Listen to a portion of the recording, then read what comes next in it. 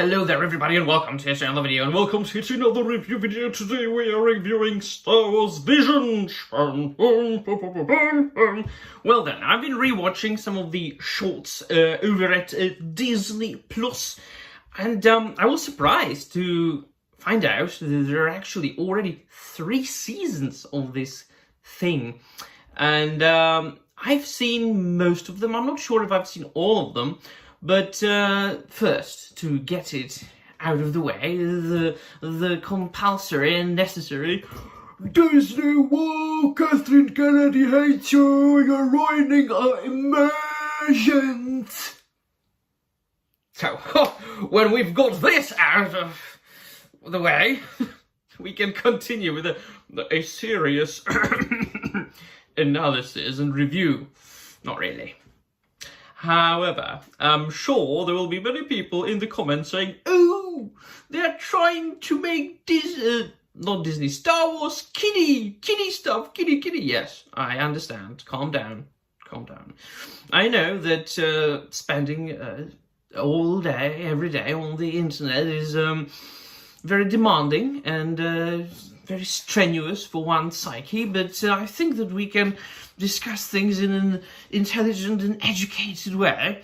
After all, I mean, we do agree on that Star Wars really has never been for kids, right?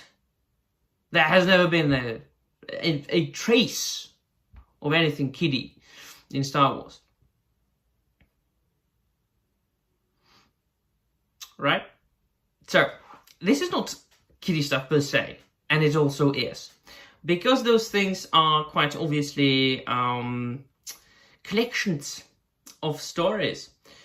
And you can find all sorts of different shorts there. Anthologies, after all, are all about this. I mean, whether we are talking about a video anthology like this. By the way, still rocking my new Grinch hat.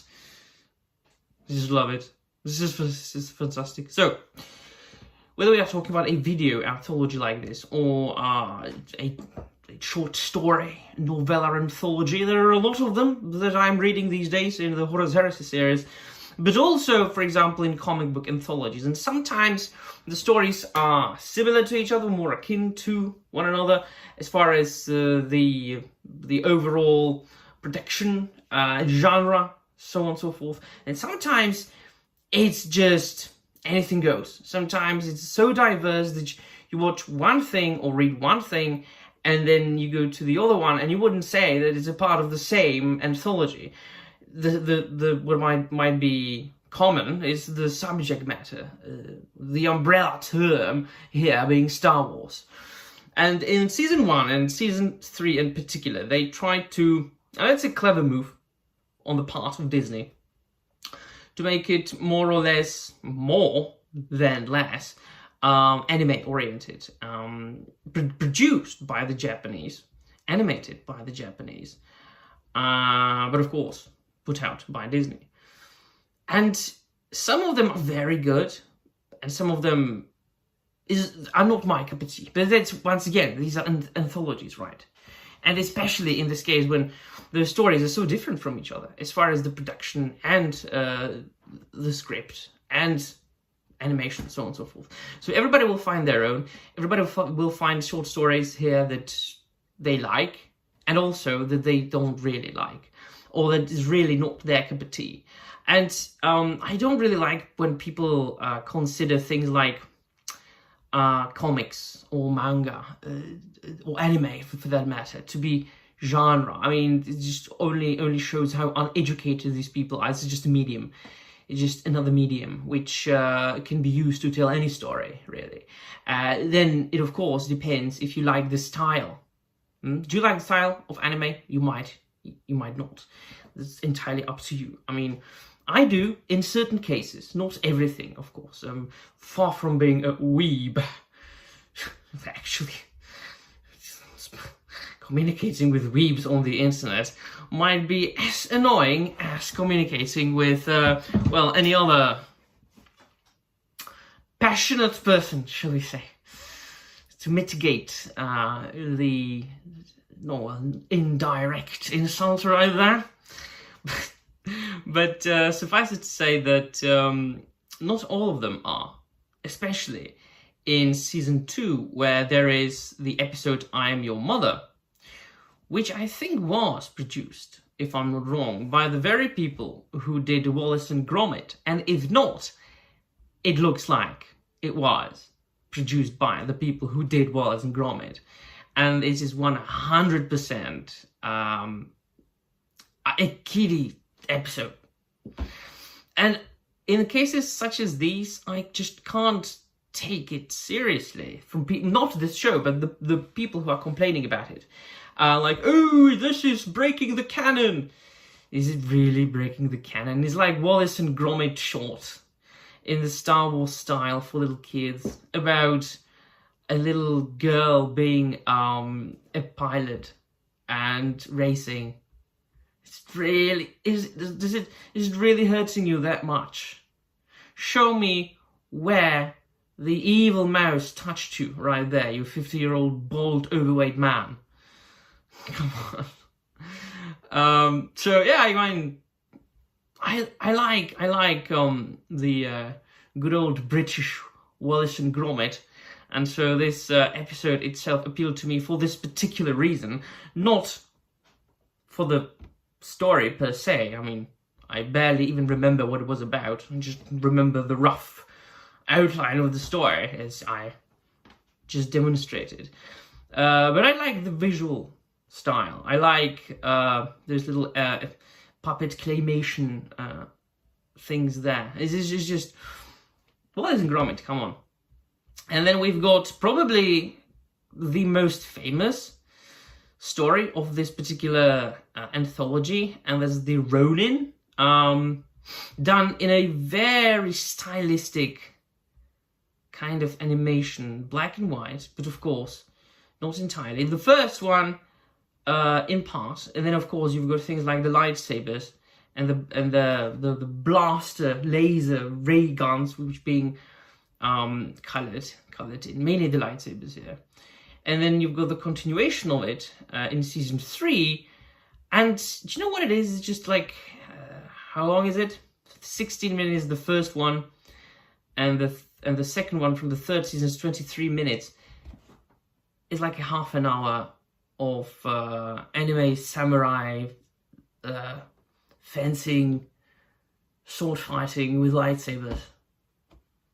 Just come on. Do you really need to find anything deep in it? Do you really need to go? Do you as far as Star Wars goes, do you really need to go back to the times of Timothy Zahn and say, oh, they broke this. They're breaking canon by introducing a samurai in it. Oh my gosh. Go, golly, get off my lawn. And then, oh, European law, you hypocrite, you criticize the Rings of Power. Yes, this is a completely different case, is it not? I mean, we've got a world built by one man that was one vision of one man. And that has ever been so, like, since Tolkien wrote the first line of the Lost Tales, which then turned out to be the Silmarillion. And it has stayed in the possession of the Tolkien family ever since. And there have been adaptations or non-adaptations, as I call, for example, The Rings of Power. And then you've got Star Wars. You've got George Lucas, who created it and worked on the first 6 films, plus some of the shows. And then, of course, there's the entire expanded universe, which has been being created by hundreds and hundreds of people since the late 80s or early 80s. When like the first things out of the movie came out. Of course, counting in the animated shows like Ewoks and Droids that I showed at the beginning. And so Star Wars is more akin to comic books to me, like comic book superheroes. I do like the old stuff the best. Duh, come on, I mean, who am I, like, even trying to convince about anything? I am a good old, like, Star Wars fella. I saw Return of the Jedi was actually the first Star Wars film I saw when I was, like, I think 3 or 4 years old. My dad rented a VHS for me. And then the Phantom Menace was the first film I saw in cinema ever. It was fall or autumn 1999. Remember it as if it was yesterday. But so I can always go and rewatch the old stuff, right? If I want like true the Star Wars. And as far as the new stuff, I pick and choose. I mean, it's you have to also take into consideration the fact that Disney, they bought Lucasfilm, and what did you think they would do with it? Did you think that they would just keep re-releasing the same things over and over again? And did you think that they would make like 3 films and they would not do anything of their own, and that they would just put Mark Hamill and Harrison Ford and the late Carrie Fisher in it, and Anthony Williams, and nobody else? Did you really think so? And at the time, the still living James Earl Jones. Did you really think so? Wow. Then you were wrong. They quite obviously want to do their own things with it and chase that which is the most popular today. And some of those choices that they have made were good choices. Some of those choices that they made were terrible choices. Obi-Wan Kenobi. But other choices were good, either creatively or as far as business goes. So trying to do an anime anthology is a clever business move, because anime is very popular these days all around the world, and kids, they watch anime a lot. And introducing cutie characters like Grogu, Baby Yoda, very clever business move. And what's the last one? All those little droids, like the sad droid from Andor and things like that. So introducing all those little cutie characters that they can be merchandised. We have to really take into consideration the fact that a lot of these things, a lot of the decisions are being made because they have merchandising on mind. So can we sell action figures of this? Can we sell plushies of this? We can? Right, let's go. So, finishing thoughts. Star Wars Visions.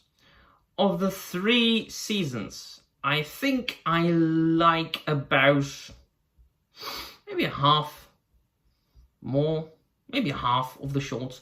The other ones, not particularly my cup of tea, either as far as, or because of the style, or the story wasn't me, or wasn't me, or it's just not my cup of tea. But there are people who definitely will like the other episodes, so you let me know in the comments down below what you think. They're ruining my emotions.